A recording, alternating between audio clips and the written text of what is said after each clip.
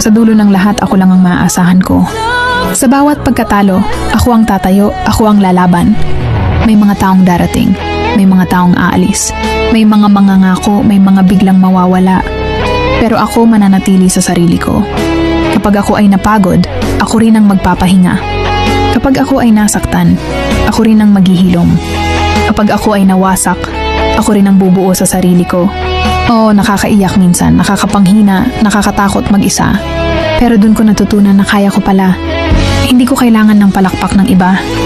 Hindi ko kailangan ng validation ng kahit sino.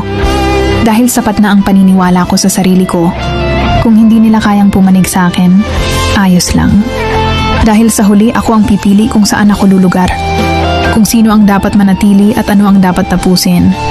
Lahat ng laban, lahat ng sugat, lahat ng luha. Ako ang sumalo. Kaya mula ngayon, hindi ko na ipaglalaban ng mga tao na hindi ako ipinaglaban. Sa huli, kakampi ko ang sarili ko.